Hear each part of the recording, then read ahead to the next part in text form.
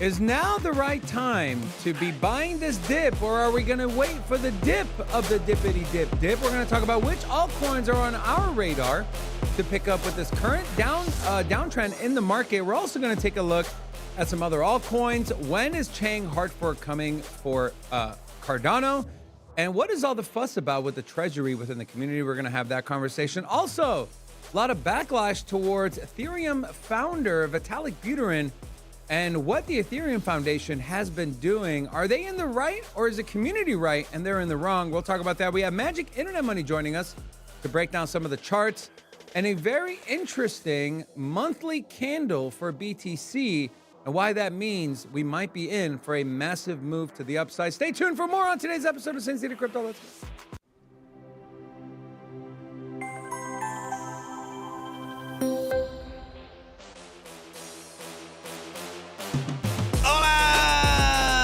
It's your boy, Big Rob, back in the house. Welcome to Sin City Crypto.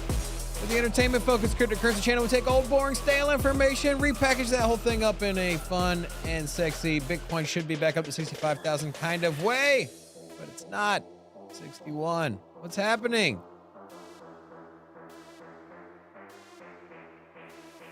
Bitcoin, come back. If that was me, I'd get crickets, but Rocco, we know you guys. Anyways, I'm supposed to draw from the emotion of being nervous. Wow, that was so emotional. And it man. was on my face. That was so emotional. I can't do the show anymore. It was on my face. I can't do the show anymore. Yeah, it's crazy. We do have a poll up. Are you buying this dip or are you waiting? Make sure to cast your vote. Are you buying this dip or are you waiting? Your poll's up, huh? Okay, so see, sense of humor. Now. All right, so yes, I'm buying the dip, bro. Yes. Huh. Absolutely. You don't think it's going to go down more? No. How do you call me Moon Boy and all you ever talk about is everything going up? Because we're in a bull market. That's what happens in a bull market. If I told you, if we went in a time machine, we went back to 2021. We're in a time machine, and Bitcoin pulls back from 43,000 to 41. Are you going to be like, oh, are you waiting for it to go to 20? Like no. It's on the way to new all-time highs. Up sideways for 6 months. That's what I'm saying. Now the breakout is going to happen. Now maybe Big Rob was wrong a couple times in the past. Maybe I was a little too gun-ho. Maybe, perhaps I will say that. I can't nail them all, but this next one I'm going to nail is 68,000 by the end of the week. Isn't that what we were talking about? 68,000. We're going around the corner. We're going to wrestle that thing down and get it in there and boot it into a new all-time high. There it is. Somewhere? Here it is. Okay, great. Let's take a look at where the markets are and what are some juicy altcoins here, right? Bitcoin under 62K, right? Never a bad time to buy Bitcoin. If you're a long-term holder, you believe in what Bitcoin stands for, never a bad time to buy Bitcoin. Just look at Michael Saylor. Is ETH the best pickup here at 2580? What about Solana at 154? Still up 7.6%. Is it Toncoin down 20%? We had that conversation yesterday, but this thing's down 20% on the week. Is it a good time to get exposure? Is it Cardano with the Chang hard fork around the corner? Down 1% on the 24-hour. You have projects like Chainlink down 4% on the 24-hour. Near Protocol kind of standing out here. The only one in the top 20 that is up on all three time frames, the 1 hour, 24-hour, and the 7-day. We do have a Near Protocol video coming out later today. I was about to say, I wish there was a Near Protocol video out. Wow, there is. There is. There is. Wow. So, out of the top 20, which of these altcoins are you interested in picking up the dip on? Is it narrative driven? Is it price where it was or where it is and where you think it can go in the next 30 days? I am, once again, going back into Big Rob Time Machine. In last bull market, I bought Cardano at 30 cents. And I rode that thing all the way up to $2+. And at the time, decided to spend too much money on a studio. And so I sold when I didn't want to. And I was like, man, I don't want to get rid of my Cardano. Fortunately, I have to sell it to build this beautiful, immaculate stadium studio. At the rate we're going, yeah. Yeah. So, you know, I guess we have the 49ers tomorrow during the show. we are down the street from the Raiders Stadium. So, Uh, so you know what? I actually unintentionally sold more or less the top region, right? And so I think I'm gonna do the same thing this time. I told you I had a lot of capital. you're gonna do on the same side. thing as you're gonna buy Cardano at 30 cents and sell at $2. I don't know when I'm gonna sell it though. I'm a little apprehensive on how big of an explosive move the alts are gonna have. I would say I'm 50-50. Now the thing is I don't want to ride this thing. I don't want a round trip. So for me, a 2 to 3x is great profit, right? Now I know a lot of us we're used to these 10x's. We're used to taking 1,000 and turn it into 10,000. Or hey, I put $500 into some meme coin thing, and well, you know what? I've now retired. Now those days are falling shorter, right? The gains aren't quite there. It's not as much investment. So for me, you know what? I think I'm gonna just buy some Cardano, and then not that I already have some, but I think I might just YOLO some 5-figure amount into Cardano. I think I'll just exit at $1, man. Wow. You know, nice little 2.5x, gains. 2.5x. Huge gains. Yeah. Massive. I already What are you have. gonna do I with all already that have. life-changing I money, already Robin? have a position. What are you gonna do with all that life? I don't need to make life-changing money within 6 months, right? 6 months, make money, right? Life-changing happens over the course of your life. Wow. There are exceptions. You're but- on fire today, No, man. but You're on honestly, absolute fire life-changing today. money, you don't, okay, everyone's out here trying to, hit the lotto.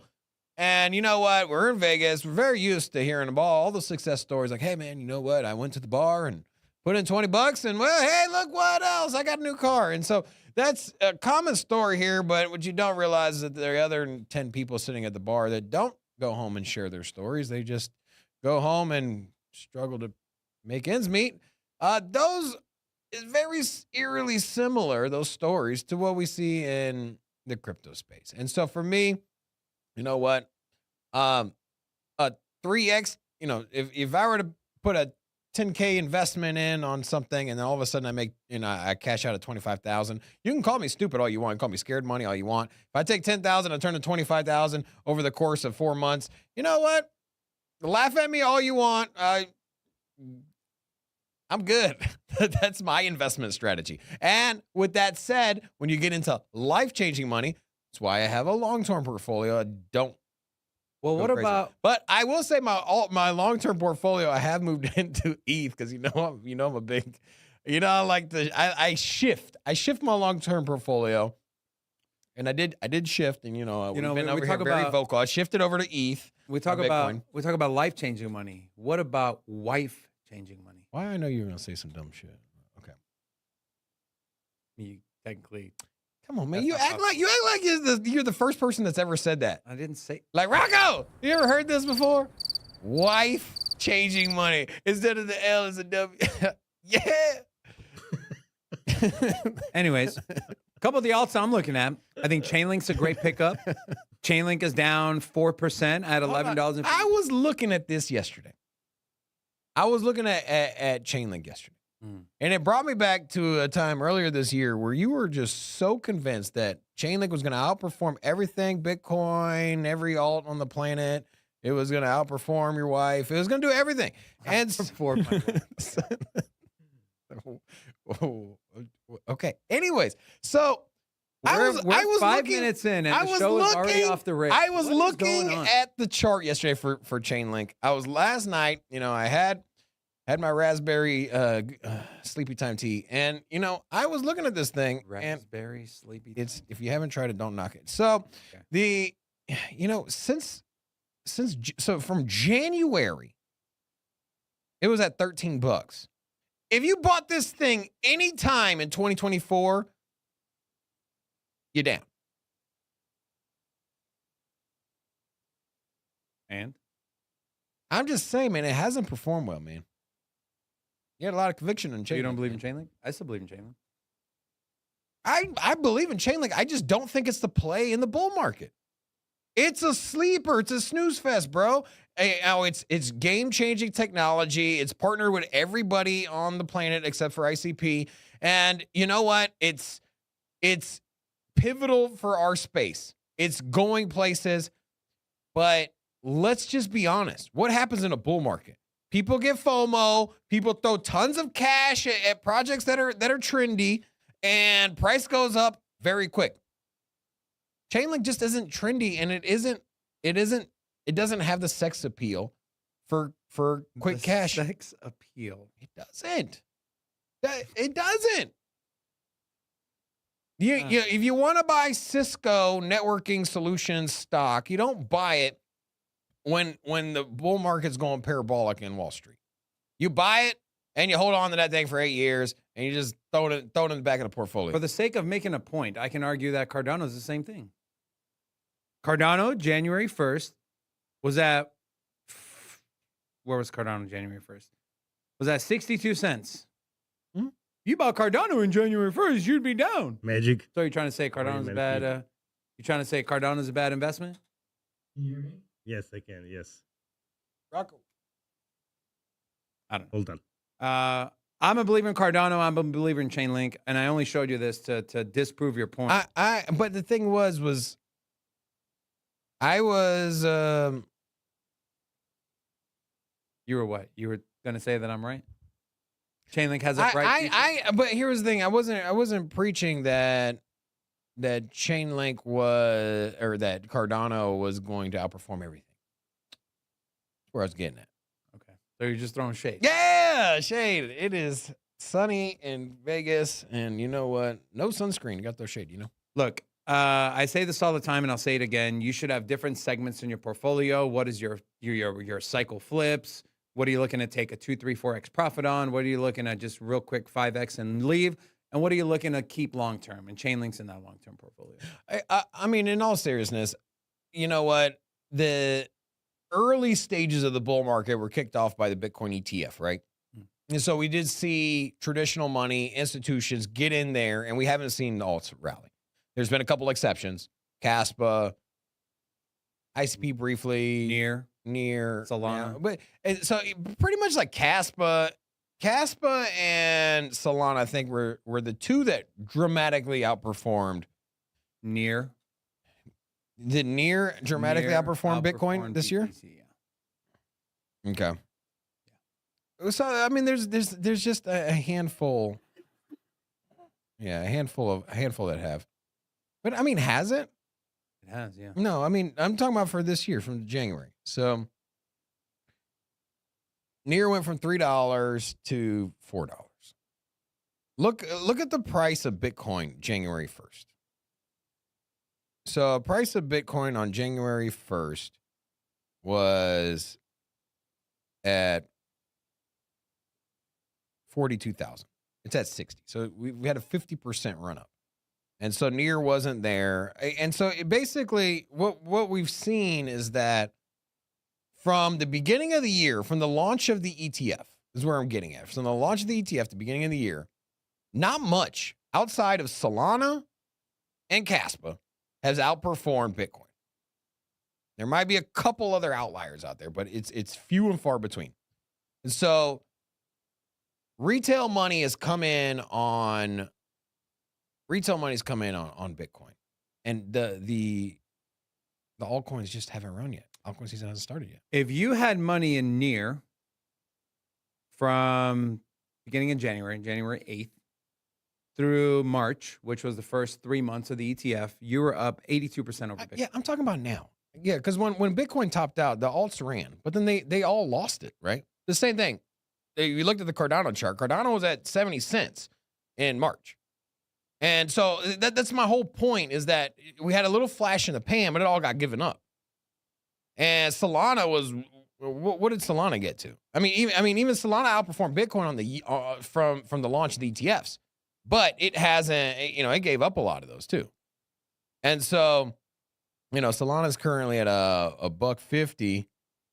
but it briefly hit $200. And so, no, I just my whole point here is that I just want to say that altcoins haven't run yet.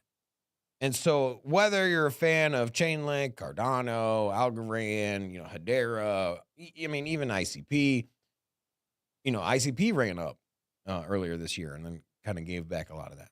I think that we're gearing up for for the real altcoin run up, the real rally. And I think that what we're waiting for is Bitcoin to break all-time highs.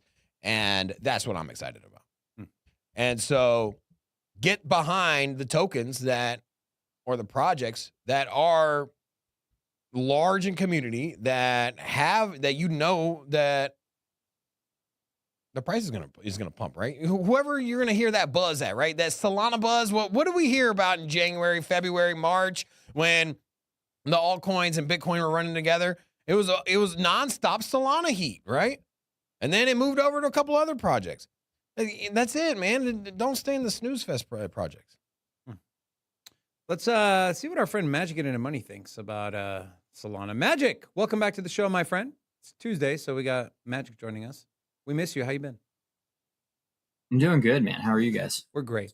Magic, we're over here talking about Solana and outperforming Bitcoin. I do want to share an article here, and if you want to queue up a Solana chart, we'll go to you right after. Analyst says Solana shaping up for a big breakout. This is from Ali Martinez.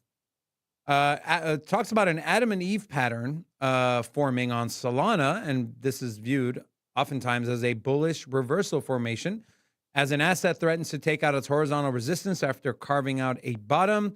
And this is the chart that he is referring to. Magic, what are you seeing on the Solana chart, and do you put any weight into this pattern here that Mr. Martinez? I've never heard of Adam and Eve pattern. Is that really? Yeah, it's pretty popular. Is it? Yeah. Okay. It's not something a lot of people use, but yeah. I mean, what makes it an Adam and Eve? I'm not trying to be fun. I'm just curious. Like, is it exactly there? What it's drawn down is a sharp downturn with pretty much a V-shaped recovery and then essentially a cup. Okay. Yeah. But Magic, we have a TA expert here, so that's great. Why I'm asking. I wouldn't. So in terms of double bottoms, Adam and Eve is something that if you get into pattern trading is like one of the first ones they talk about. But for me, I don't pattern trade a lot. This one is something that, if I pull my chart up, it's on the 4-hour predominantly, I believe. So, a decent time frame to be looking at right here would be something like the neckline for anyone that's at home wondering what they're looking at. So you could very easily just say Adam and Eve, right? What you want to see is you do want to see this definitely break above 160. I think that's fair. There's clear resistance right here. We don't have to do much work to determine that, but the measured move on these is generally what you're looking for. And that would be something like this. And I think that's what they did in the article, even as they just took it and, they run it like so, essentially. And essentially, it takes you to pretty close to a new all-time high, a little over it, actually, which in theory would be pretty good. It'd line up really nicely with some of the TA I've done in terms of, or not all-time high, the new highs, some of the TA I've done in terms of if we reclaim certain levels. But it's tough. If you go to like the pattern site online, you guys can find free information on this if you're at home watching. I'll get rid of some of this stuff real quick so that it's not as in your face. Fewer levels is good. They talk about how you can get these in continuation. Like here's a very good example, right? You got a nice double bottom before expansion. Right, you can kind of see this almost looks like a double bottom. I don't know that I would count it, but this is a pretty clear-cut one here where you've got a good one. You got another one right here. You can even see the back test, which they refer to as throwbacks, I believe, in the books. Bulkowski is another book if you guys want to pick up. Is a pattern trading book. I actually have a copy of it on my computer. I could probably find it. What is it called? Thomas Bulkowski, I believe, is his name. Let me see here. Hang on. Yeah, Thomas Bulkowski, Encyclopedia of Chart Patterns. And he actually has several. Good. Just don't mean to cut you off, but soon, instead of having that book on your desk, you can have a crypto almanac on your desk. It's going to be great. A crypto almanac? Yeah. Okay. I'm into that. Yeah. Yeah. But you got to wait for the confirmation. For me, I don't trade breakouts as much. That's not something I do. And when I look at something as a double bottom, like right here, we've seen it several times where these have played out, or, you know, in this case, inverse head and shoulders, double bottom here, obviously get the expansion. I wouldn't be trading this thinking I'm going back to like new highs in terms of like the all-time high up here. I think that it could preclude that, but I think that's a really big risk that you run. Falling in love with that. So this is a very mature consolidation, but one thing I want to point out, and I don't mean to be a Debbie Downer, because it's not that Solana doesn't look bullish. It's that you do have quite a bit of expansion and acceleration of price, and you've definitely come into this slowdown period. And I would say being neutral here would be best.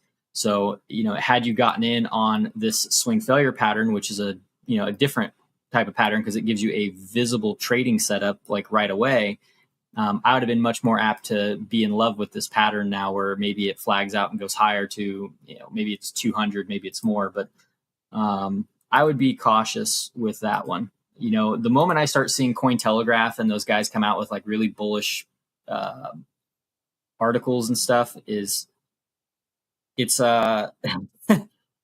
it's always sketch to me, because I feel like either they're just bullish all the time, even down to the lows, and then eventually they're right. Kind of like perma bears, they do the same thing. They basically bear post all the way to the highs, and then they turn around and they're like, "Oh, I was right."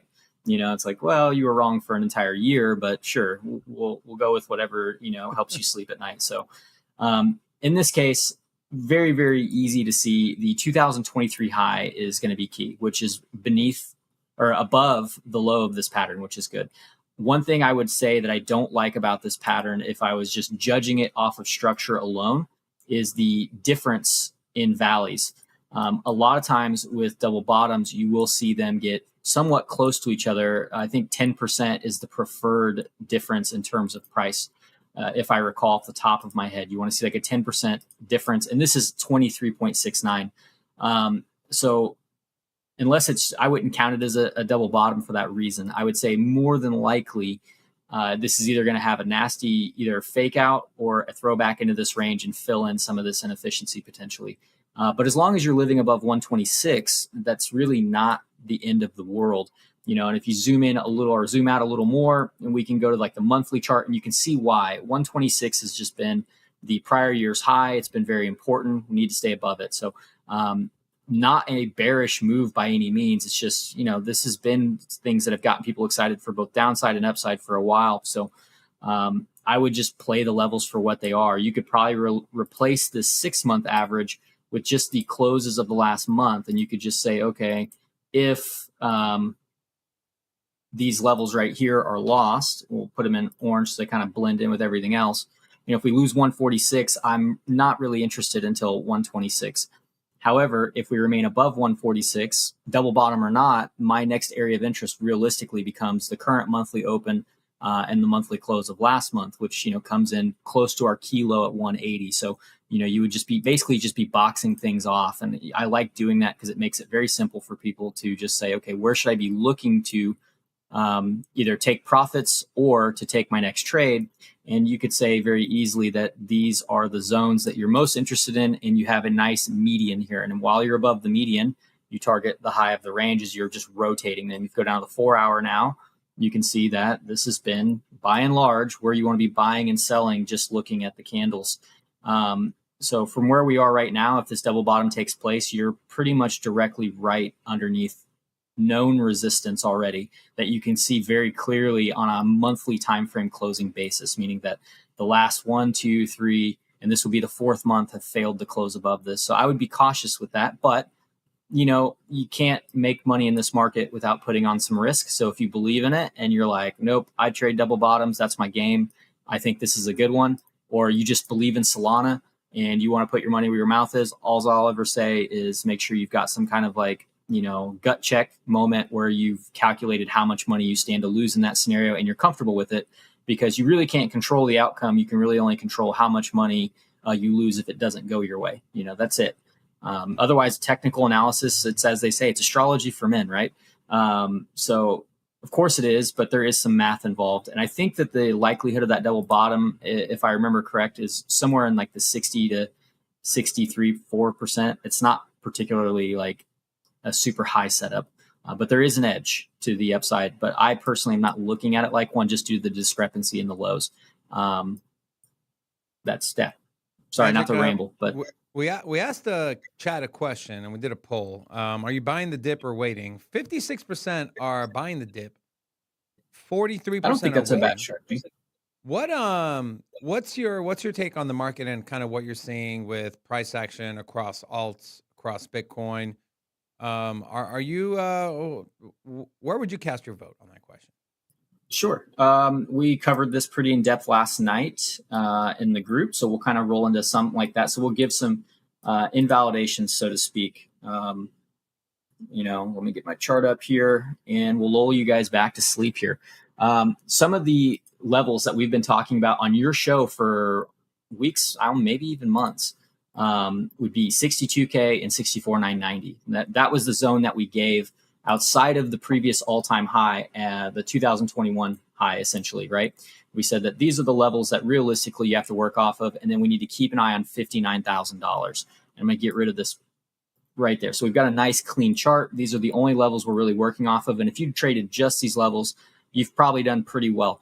When we go out to a monthly time frame as a refresher, we used to have, this wasn't that long ago when we were up here, we had made this our zone of resistance that had to be reclaimed. If you recall, we said it was here. Well, bears have done a very good job of keeping price down. So now we would basically say, if price were to, come back to 62 to 65K and reclaim this zone, I would be optimistic for a new challenge of the highs. And it would be, what is that? 1, 2, 3, 4, 5, 6 challenge. Only in this case, you would be doing something somewhat material, because as you can see, you've got lower highs across the board in this case. So you've got 1, 2, 3 lower highs, and this would be technically a fourth one if it was rejected. But if you can break it, you are now entering in a change of behavior, which you want to see.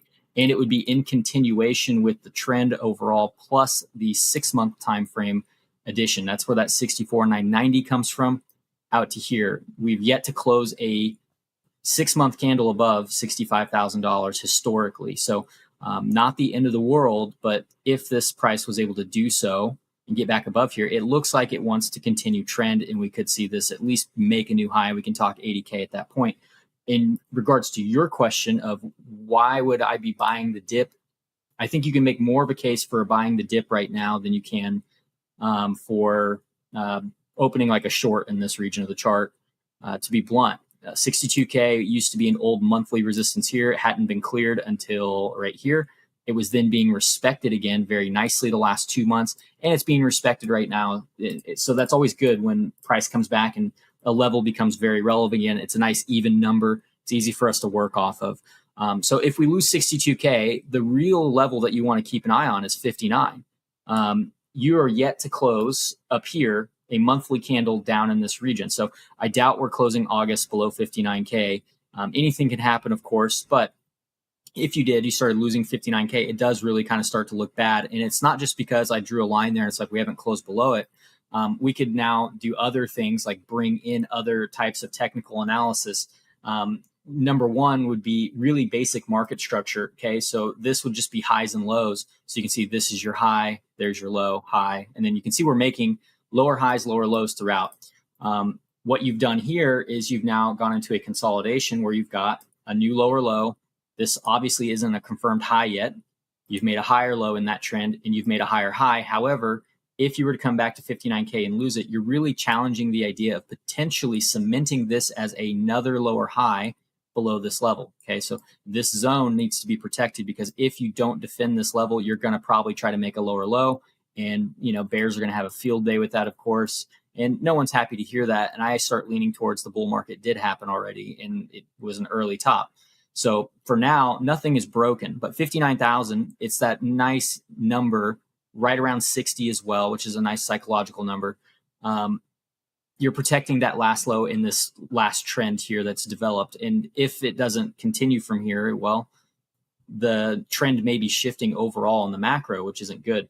The last thing you would want to look at is your yearly range. If you look at, we're about 75% through the year. So, in terms of volume profile, you'd be looking at the beginning of the year, January 1st to now. Obviously, we would run this all the way to the end of the year potentially. But you'll also notice this is your value area low. So this would be the bottom side of your yearly range. And, we've already come down and tested into this first, you can't really see it, but it's grayed out high volume node here. And one would expect that, well, if you lose this area, there's really not much down here. Okay. So either you want to see this come back and get a good bounce out of this low and defend it, or it's going to enter this area and potentially drive the price lower and, find value, so to speak. But, again, that range is not cemented yet, but it is fairly mature. 75% of a year range is pretty good. And the only last thing I'll leave with you is that, when we look at something like pivots, okay, so this is your 6-month pivot right here.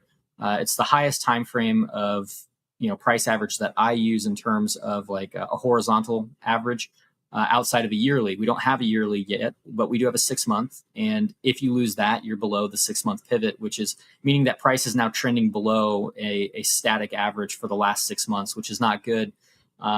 Just to be point blank with it, that's not a good look. An easiest way to do that is to look at it through the lens of like a monthly, or you could pull up all the 6-month pivots if you had them handy. I just don't. And I don't think this indicator allows me to. I think I'd have to hand generate them. But in this case, you can see what I mean here. When you're trending above your monthly average, it's pretty good. Now, you don't want to sit here and say, oh, we dipped below, so the bull market's over. Once it's reclaimed again, that's another long entry for you. And you go right to the next. The averages continue to trend to the upside. As of right now, they are starting to trend to the downside. So losing 59K would continue that trend. And if we project for that monthly pivot that's incoming, where does it come in at? It comes in at 59,000. So this is a 60-day pivot. I'm going to get rid of it so it's not muddying up our analysis. But this is your monthly pivot that's set to generate in about 4 days, meaning that the average of August will be below the average of July, which was below the average of June and May and so forth. And you really don't want to see this breaking this level and exploring, so to speak, to find new value, because the averages are very far apart here, meaning that there's a lot of gap. And we just saw that on the volume profile. So 59K, if you're a dip buyer, anything below 62 to 59, that's where you want to be at. That's why you want to be looking at those areas as, okay, if there's going to be a defense here, this is where I want to be working off of. Now, price could always dip below this, and root around down here and maybe reverse into some kind of a fake out, sure. But even then, you missed the low here and you're like, damn it, I was wrong. I got bearish down here. That's fine. Just long the reclaim of the range.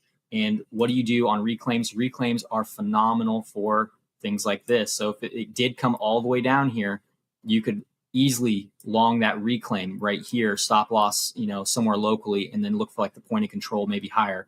That would be the bullish case, even if it broke there. But my inclination would be that if you lose this area of the chart, you're probably going to try to make a new low down in this region somewhere, maybe lower.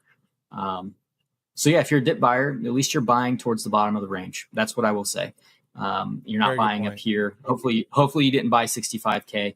That's the level we've been shilling on this show. So, write it down, put the levels on your chart. That's why they're there. And generally they're pretty well respected. So here's the thing, and I'll kind of add it to what you're saying, Magic, is even if you did buy at 65K and you're like, oh shit, if you just hold it, don't panic, you're going to make money, right? You'll make money. Nothing's, of course, is guaranteed, but probabilities are very, very high that even if you bought the top, as we've seen in multiple previous cycles, and you just held, you're in the green, right? Or in the black, you're make money. So what I like to say is if they're dollar cost averaging, by the way, if you guys are dollar cost averaging, that term is synonymous with a long-term investment. So keep that in the back of your mind. Don't sweat the little things like he was just indicating. Make sure that you've, sectioned out your portfolio, that if you're going to trade with money, you're not buying it and just holding it forever. That's not how trading really works.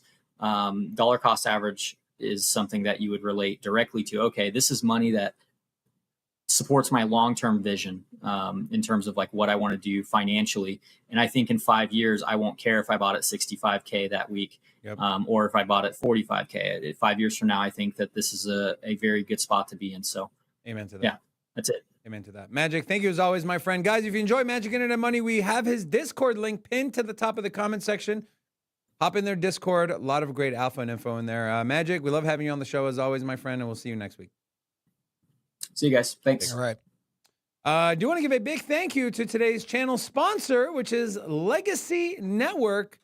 If you saw my post on X, I got my son, my oldest son, with the Legacy Academy app. He wants to learn a little bit more about health, as you know, his blood work came back not very good, a little high on the cholesterol. So he did that. I'm doing one on how to manage your time in business and how to stay sane. You know, we run a channel here. We got a lot of things going on in our lives. And so Legacy Academy, on top of that, you can earn their LGCT token in the app as you claim rewards and use it. And it's, guys, it's just a great app. If you haven't used it, highly recommend you go download it. It's available on Apple and Google. And once you play around with it, do us a favor, leave them a review on the App Store and join their Telegram to get all the up-to-date information. The link is in the description of this video. How excited are you about early voting has begun in Massachusetts primary? Wow. Per Elizabeth Warren's official handle, running for re-election to the U.S. Senate. So I can stay in the fight for Massachusetts families. Hope she loses. Here's a look at what she first ran her campaign on. I never thought I'd run for office. I was happy as a clam, as a researcher and a teacher. God bless but her. as I've learned I more wish about that clam how would our get system is back rigged in the for water. the rich and the powerful, I wanted to fight back. In 2012, I ran to tax big corporations. Why are to we cancel shilling student Elizabeth loan- Warren? John Deaton's going to be. Yeah, I know. I hope so. Fingers crossed. This is going to be shots fired in Congress and for crypto in general, standing up, the voters getting up and ousting Elizabeth Warren, who's been in office for quite some time. I don't know what exactly her tenure is, but Very long. Too long. Speaking of crypto and generals and politicians, Donald Trump is back with another collection. Trading cards.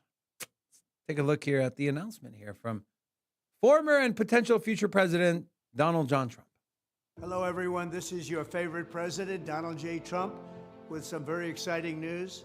By popular demand, I'm doing a new series of Trump digital trading cards. You all know what they are. We've had a lot of fun with them. It's called the America First Collection. 50 all-new stunning digital trading cards. It's really something. These cards show me dancing and even me holding some Bitcoins. He's holding Bitcoins by popular demand. Curious who has reached out to him and said, hey, we need another collection, President Trump. Obviously, he's doing this to raise money for his campaign. And then this is the website. Guys, if you spend $25,000, right? $25,000, you can get two tickets to have dinner at his residence with President Trump. Yeah. So, are you buying one? no.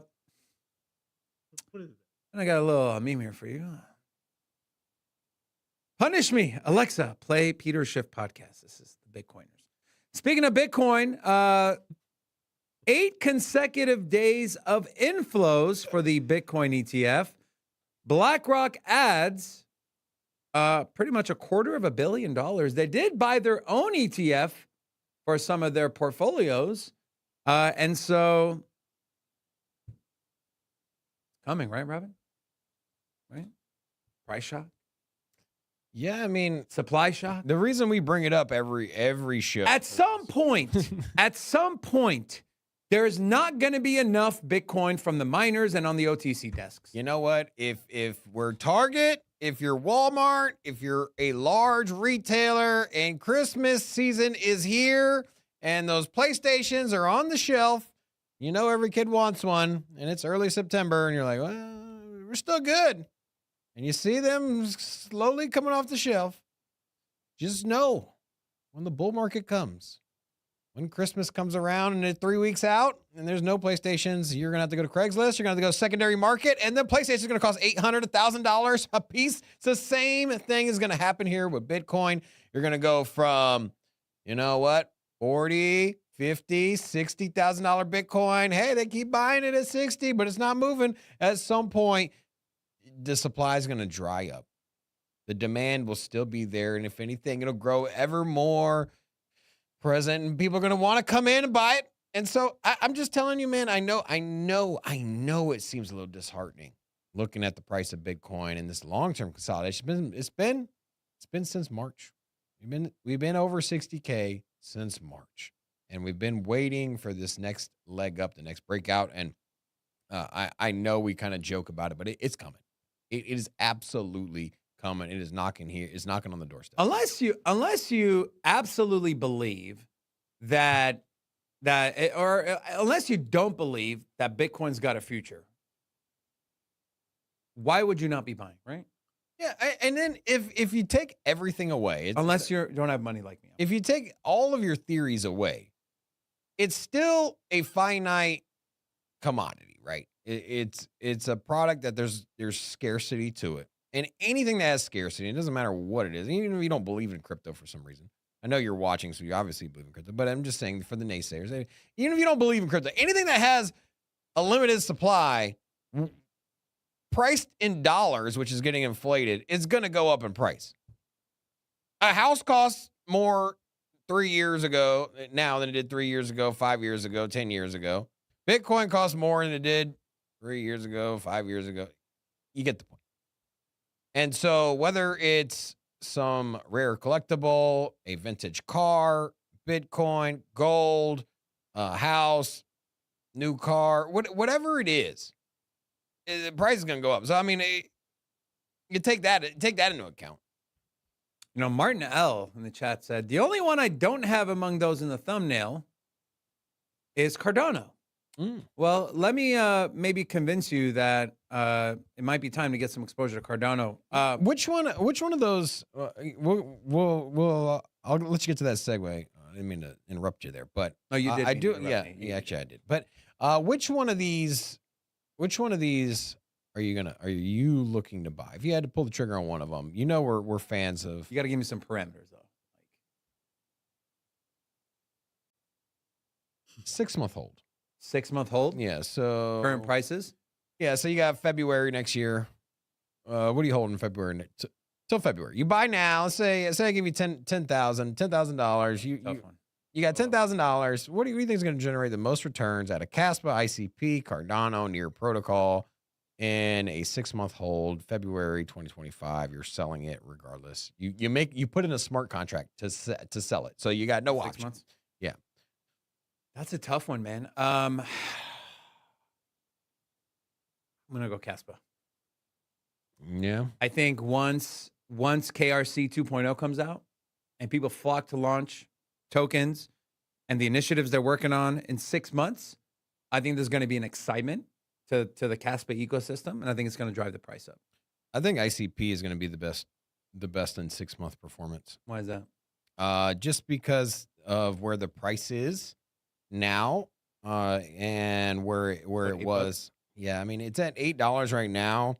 It was at $17. It got up to $21. Yeah, so basically it wicked up to $20. And so I think it's far off where it's more of a local high was. I guess if you want to call 5 months ago a local high, whatever. So 5 months ago, short 5 months ago, it was well over 2x where it is now. So it's down the most if you look at this year's top to current price out of the four. And so I think it has the most room to run. Also, pretty rambunctious community there. So I would go ICP on that one. And so nothing against any of them. I think all four of them are going to generate some very, very attractive returns. And so, yeah. I'm asking the chat. So chat, let us know what you think in the chat. I threw a comment out there. So let us know. I'm curious. Rocco, what's your answer there? Buy now, sell in February. I'm probably gonna go with Caspa too. Caspa? Yeah, I think so. Because they Kinda know thinking they're the gonna same thing I'm be thinking? they're gonna be listed in some exchange, and so nobody expecting that, so they don't have exposure. It's a minor coin. Yeah. So I guess that's more of, if you already have all the rest, I would go Caspa. I don't Just think because they you have can them. go wrong with any of them, No. to be honest. But Yeah. I already got Near, Cardano. Yeah. You got Bitcoin, Near, right? ICP. They have the AI narrative. The near video we're going to drop, you're going to see here in about an hour. I kind of highlight the exciting things happening in near. It's been a while since we've done a near video. A lot of things have happened. A lot of things they're doing. And so bullish on near. Obviously, we know Cardano. I was going to show this. Chang hard fork. The vote got delayed till at least the 1st, but we're ready. 92% of stake pool operators are on the 9.1 node version, which is what needed for the hard fork. You take a look at here we go, 92% on the mainnet. You take a look at the exchanges. Look at all these readies, including the big one, of course, which is Binance. They're all ready. They're ready to go, man. They're ready to go. Now, with this, Robin, we know with the Chang hard fork, Voltaire, phase 2 is going to be Treasury, right? Treasury is going to be unlocked. You can put in a proposal to get money out of that Treasury to further expand or grow the Cardano ecosystem. There's been a lot of talk about why this is a bad thing. You have some people saying, in theory, could we burn that 1.5 billion ADA? You have people like Stake with Pride saying lock it for another 10 years. Other people have already put out proposals, $200 million proposal, whatever the amount is. And of course, the thing is, sure, we give you $10 million to do something. In ADA, you're going to turn around and sell it, right? To use it for whatever you need to use it for to build out. Whatever. So a lot of people are saying, hey, this is not as bullish as people are making it out to be. My stance is, sure, could we see some potential sell pressure in the immediate future? Yeah, we can. But think about the long-term, right? The long-term effects of wisely spending that money, not just throwing money in the air and approving everything that comes through, wisely spending the money to do things. Imagine, everyone always complains about, well, USDT and USDC are not on Cardano. Guess what? You can open funding and put a proposal in to do that. And what value will that bring to the chain in 2 years, in 1 year, in 5 years? The thing with Cardano, and I feel like a lot of people in the Cardano community understand this, that with Cardano, you have to have a long-term time horizon. You can't have short-term. They don't care. They take their time. It's peer-reviewed. In my interview with Charles, he said some of these they have over 210 peer-reviewed research papers. Some of them take 3 years for one. Ouroboros Leos took 3 years. But guess what? When they roll out, they're immaculate. They're almost perfect.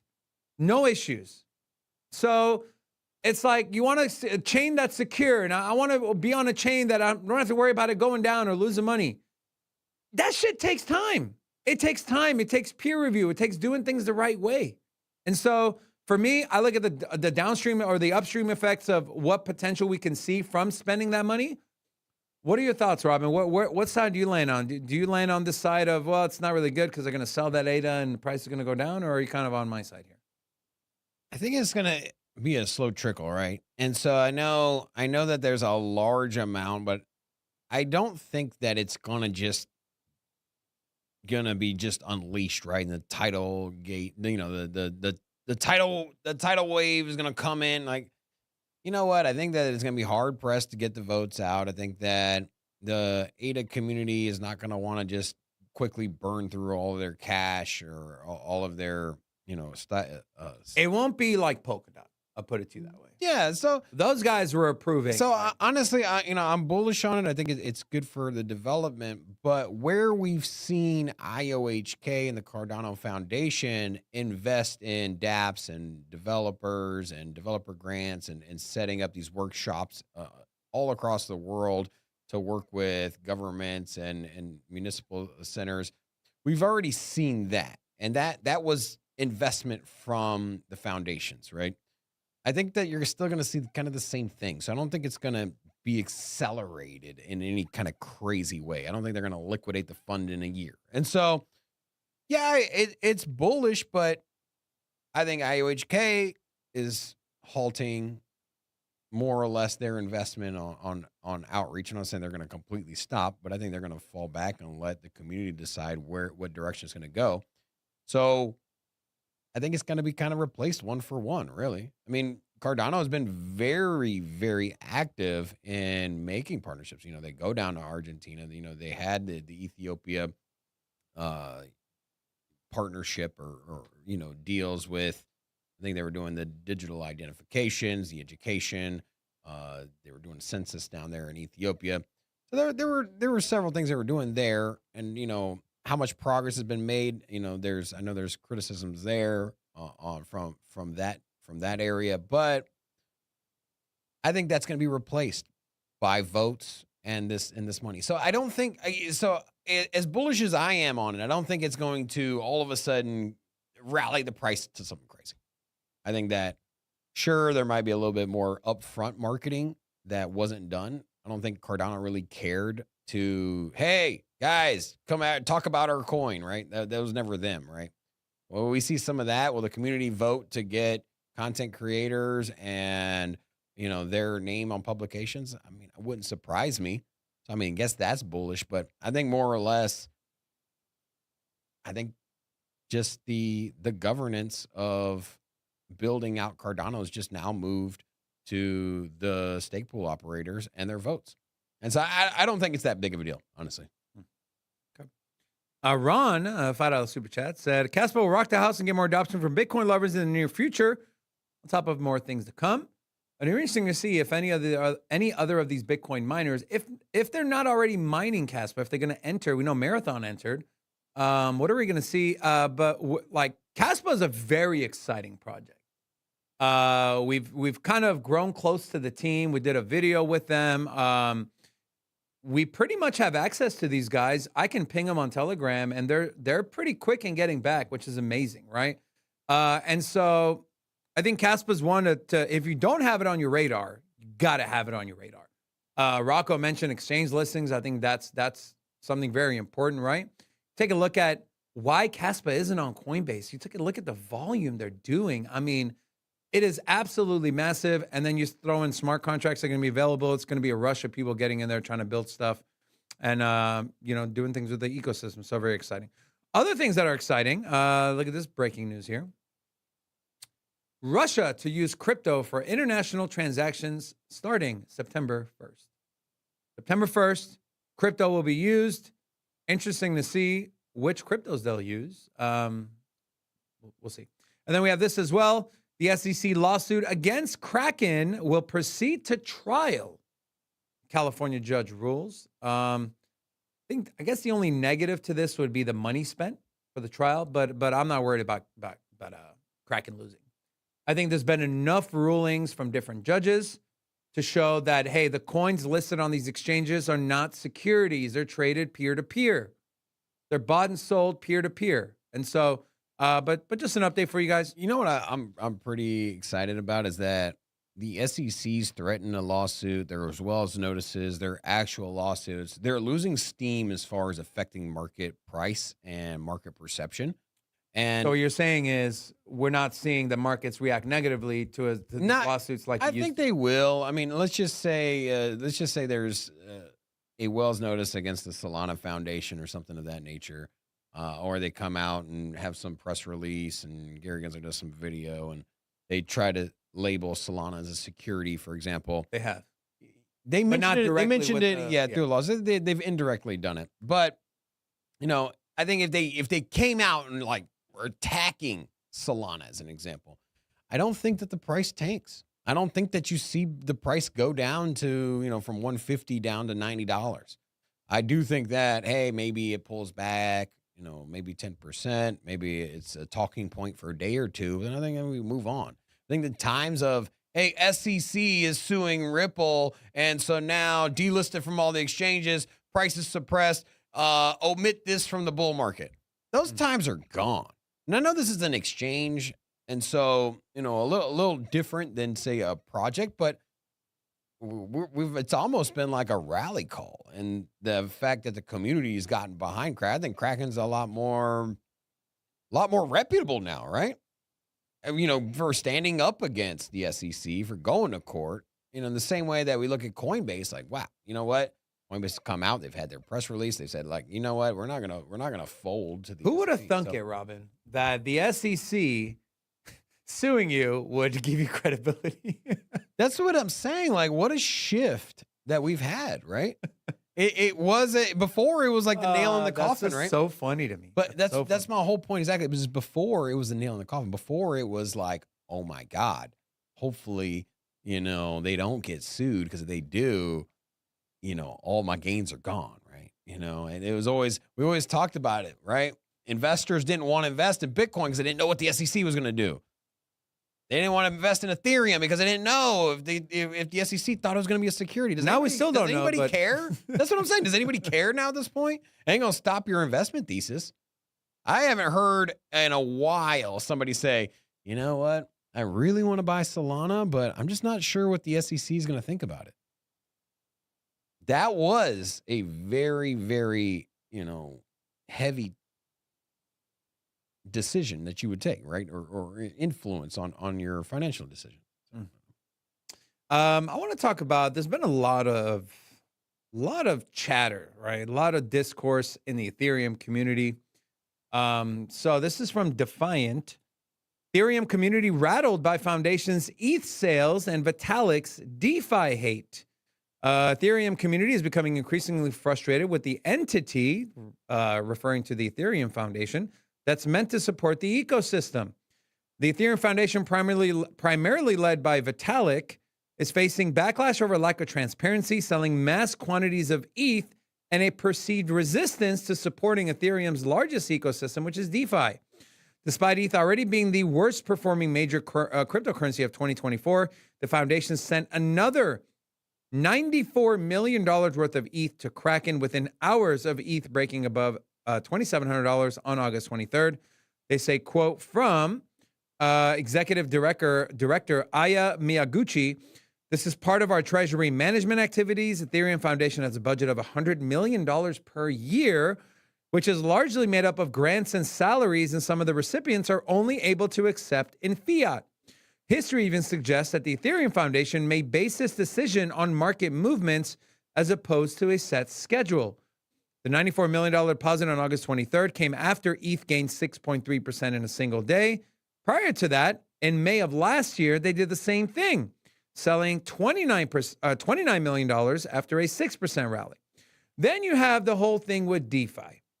In a response to a user who voiced their frustrations, Vitalik said, quote, these kinds of applications that I want to see are applications that are, one, useful in a sustainable way, and two, don't sacrifice on the principles, which is permissionless, decentralization, etc. I think DEXs are great. I use them every week. I think decentralized stablecoins are great. I think Polymarket is great. And then he goes on to say he denounced lending and borrowing markets, so Aave, Compound, said, quote, the yield comes from borrowers, trading fees, etc. So this worries me because it feels like an Ouroboros. The value of crypto tokens is that you can use them to earn yield, which is paid for by people trading crypto tokens. So community is in an uproar with everything they're doing. For me, the selling doesn't bother me. It's outlined. People are saying, well, you should have a set date no matter what the price is. That's dumb. That is the dumbest thing you can say. If you have a company, right, or a stock, well, why do you think the stock, Jensen Huang, the founder of NVIDIA, you think he's going to sell when the stock is down 40%? No, he's going to sell it towards all-time highs to maximize gains. Ethereum Foundation is doing the same thing. Now, the stuff with the DeFi stuff, that's a little odd to me. What are your thoughts, Robin? I don't really know what to make of it, right? You built a platform that's supposed to be centered around DeFi, right? And bread and butter for Ethereum was Uniswap and Aave. And so if you're throwing shade at DeFi, kind of what's in the question? Like, what's the motive here? Has it changed? Are you now Changed to what? To wanting stable coins controlled by Algorithm. companies and algorithms? Well, he said he's bullish on algorithm stablecoin. But what I'm saying is that, like, it almost seems like Are you with the community on this one? Sounds like you're with the community. Yeah, I am. Why aren't you backing your DeFi protocol? Why aren't you like over here like beating the drum, right? Don't nobody want no damn algorithm coin. Now, whether or not maybe it works. I don't know. Maybe an algorithm, maybe a correct Terra Luna will eventually. Correct. Terrible. Well, maybe that'll eventually happen. I think that it would be something that we would that would benefit our ecosystem if it could be done correctly. But at the end of the day, there's a lot of volatility in the crypto markets. There's also a lot of uncertainty in fiat currency. And so because you got one side volatility from crypto, on the other side you got the dollar just getting debased, and God knows how fast that escalates. And if you marry the two and tie it to a stable coin that's supposed to be, one finite price, it's going to be damn difficult to keep that thing from, booking off the rails. And so I don't know. I don't like algorithmic stable coins. I don't like centralized stable coins either. I know they're necessary, but a company issuing stable coins, I don't know if that's the right move either, man. And then getting pressured by the government. Yeah, to blacklist wallets. But what's beautiful about Ethereum is Aave. It is the DeFi ecosystem. I think that's like the purest form of crypto that's built on there. And so I would figure he would be 100% behind that. As far as the selling, I mean, that's up to them, right? If they're your tokens, you want to sell them, you go ahead, bro. Yeah, I'm happy. Like Yeah. you're like me. You don't have an issue. Like, why would Yeah. you not sell on a pump? If I own a company and I want to sell some stuff that I own in the company, then who cares? Like, you know what? Like, I get it. You're an investor. At the end of the day, you want me to be invested long term. But if I invest in a company and the CEO decides to sell his shares, and I know this is not a company in shares, but there are some comparisons there. Yeah. If you want to, you want to exit, go. Just don't do what Litecoin did. Just sell completely out. Well, I mean, but some would argue with that is it's like the guy the network has no incentive to do anything on the network, so it's like now fully decentralized, right? We look at when But somebody's got to carry the torch, right?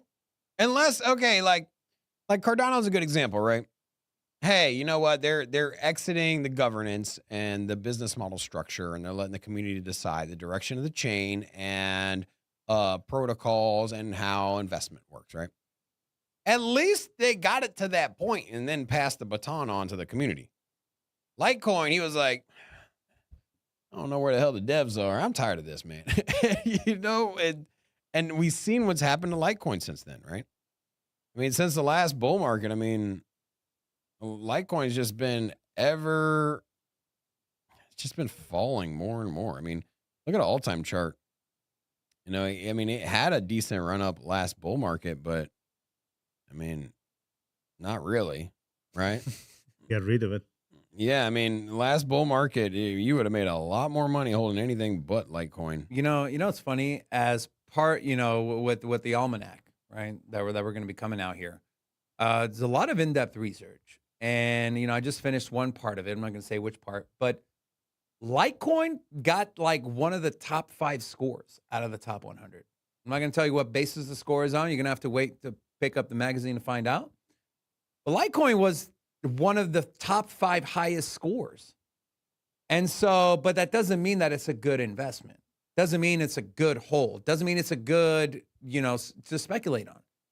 It's just interesting. There are plenty of good products out there. But are they going to make you money? But yeah, at the end of the day, are people going to buy it? I don't know. You can sit here and be like, "Hey, man, this bar of soap is the best bar of soap that ever. You know what? It's amazing, greatest soap ever." Yeah. And then you can just be like, "You know what? People aren't even buying soap anymore. They buy body wash." Do you have a bar of soap in your house? I do. I just don't use it. Mm. It's there. I mean, you know what? Like the bar of soap. See, even soap on the sink. Now you got the squirt bottle, right? Mm. And so you look at it like whitey tighties are out of fashion. The bar of soaps are done. And so you can have the greatest product. Whitey tighties. They're tighty whities, but yeah. Whitey tighties, tighty whities. Anyways, the underwear that fit very snug and are white and show stains. Those. Nobody wants those anymore. And so to those of you that still wear tighty whities, we apologize. Put a 1 in the chat if you still wear whitey tighties. Anyways, guys, Near Video comes out in 50 minutes. You do not want to miss it. Even if you're not a Near protocol holder, You might just be after you watch that video. Very, very interesting. A lot of exciting things happening in here. Also, a big shout out to Ron. Another $5 super chat said, what happens when Solana has another major glitch? You think they fixed everything? They're still having failed transactions. So yeah, I mean, if the network goes completely dark, not good. Obviously not good. Especially imagine if you're running a business on it, or you're trying to buy and sell or exit a trade. I mean, not good. Even Bitcoin had massive failures and had to be rolled back in the past, right? And so, those were the last incident was, I think it was 2013. And so, you know what, Solana's got an 11-year track record. Yeah, and so I mean, we can sit here and be like, point the finger, and be like, you had an outage, never buy it. You know what? Like Ethereum hard fork to Ethereum from Ethereum Classic. That was due to a DAO hack. That's what I'm saying is that and so whether it's a DAO hack or it's an outage, whatever it is, if you move on and forward and you don't repeat the same mistakes of old, then okay, cool, you've learned from it and you fixed it. And so it's been a while, man. It's been a while, and I would hope that we're not going to see it anymore. Yeah, we'll see. There's a lot of ones in the chat. What was it again? Do you wear whitey tighties? What the fuck? Magic said he does. Wow, Magic. Maybe we won't invite you to the show anymore. Just kidding. We love you, Magic. That'll do it for the show today, Rocco.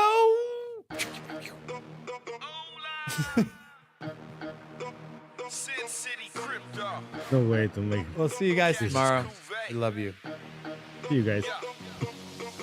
Sin City Crypto. Everybody know we here for entertainment and info. Gonna show you how to get that big dough. So every day stay tapped in for big facts, no capping. With Bitcoin, if you're in, then you win. We divide the pie with no fraction. It's Big Rob, David. I split the game, but they gave it. Named according to your favorite. I got dry powder, why save it? To the OGs, new beginners. Special shout out to the well members. Buy the dip, sell winners. Ain't really nothing you can tell sinners. Tune in for the latest new flavors. They gonna teach us mean coins. They polarizing like barbecue chicken pizzas. I laugh with a major grin. Laggers, we trade them in. Baddies, they came to sin. And sinners gon' play to win. Screaming, hola, till my bags are flowing over.